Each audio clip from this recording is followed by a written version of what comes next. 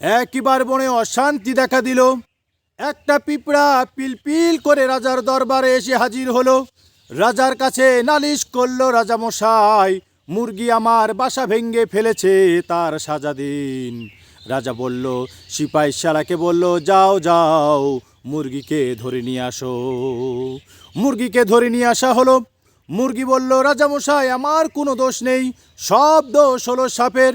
সাপ আমার ডিম ভেঙে ফেলেছে, তাই সাপকে ধরতে গিয়েই পিঁপড়ার বাসা ভেঙেছে, আমার কোনো দোষ নেই। রাজামশাই, সাজা যদি দিতে হয় তাহলে সাপের সাজা দিন।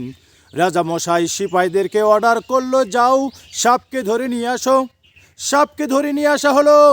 সাপ বলল, রাজামশাই, আমার কোনো দোষ নেই, সব দোষ হলো হরিণের। হরিণ আমার লেজের উপর পা দিয়ে তার খুর দিয়ে আমার লেজ কেটে ফেলেছে, দেখুন রাজামশাই, লেজ দিয়ে রক্ত পড়তেছে।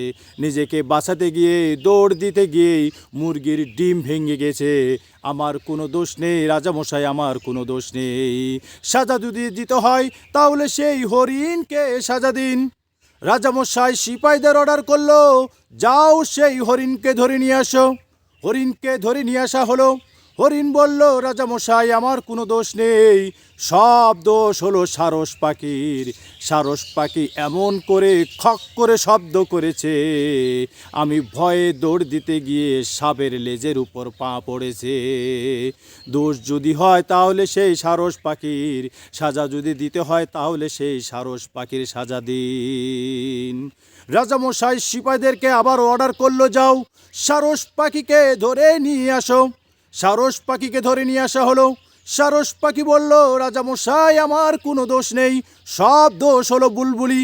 বুলবুলি পাখি আমার গলার মধ্যে ঢুকে পড়েছে, আমার গলা দিয়ে দম বের হয়ে আসতেছিল, আমার গলা পরিষ্কার করতে গিয়ে খক করে শব্দ করেছি, আর সেই থেকে হরিণ দৌড়ে দিয়েছে, আমার কোনো দোষ নেই রাজামশাই, সব দোষ হলো সেই বুলবুলির।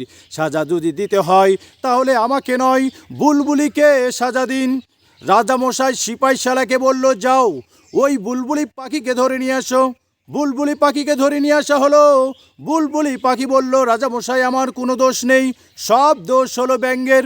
ব্যাঙ বলতেছে, রাতের ভিতর এই বনে ঝড় ঝাপটা বজ্রপাত বৃষ্টি হবে, তাই তো নিজের জীবন বাঁচাতে গিয়ে গর্ত মনে করে আমি সারস পাখির গলার ভিতরে ঢুকে পড়েছি, আমার কোনো দোষ নেই রাজামশাই, সব দোষ হলো ব্যাঙের। সাজা যদি দিতে হয় তাহলে ব্যাঙের সাজা দিন। রাজামশাই সিপাহীকে অর্ডার করলো, যাও ব্যাঙকে ধরে নিয়ে আসো। ব্যাঙকে ধরে নিয়ে আসা হলো। ব্যাঙ বলল, রাজামশাই, আমি শহরে বেড়াতে গিয়েছিলাম, শহরের চায়ের দোকানে কয়েকজন লোক গল্প করতেছিল, রাতে ঝড় ঝাপটা বৃষ্টিপাত হবে, সেই কথাই আমি বুলবুলি পাখিকে বলতেছিলাম রাজামশাই। রাজা বলল, ও ব্যাঙ রে, তুই শহরের গুজব তুই বনের ভিতর নিয়ে এসে বনে অশান্তি সৃষ্টি করেছি, তোর সাজা হওয়া দরকার। রাজামশাই সিপাহী শালাকে অর্ডার করলো, যাও ব্যাঙকে সাজা দাও। ব্যাঙকে হাত পাও বেঁধে ব্যাঙকে নিয়ে যাওয়া হলো একটা কাঁঠাল গাছে, সেই কাঁঠাল গাছে বাঁধা হলো ব্যাঙকে, চাবুক মারা হচ্ছে ব্যাঙকে। ব্যাঙকে যখন চাবুক মারা হয়, সেই ব্যাঙের চাবুকটা ব্যাঙের গায়ে কিছু অংশ পড়তেছে, কিছু অংশ কাঁঠাল গাছে পড়তেছে, কাঁঠাল গাছের ছাল উঠে সেই রস পড়ে ব্যাঙের গায়ে ব্যাঙের চিটাফোঁটা কালো দাগ হয়ে গেছে। প্রিয় ভাইরা আমার, তাই তো গুজব করবেন না, গুজব একটা জঘন্য পাপ, তাই গুজব থেকে বিরত থাকুন।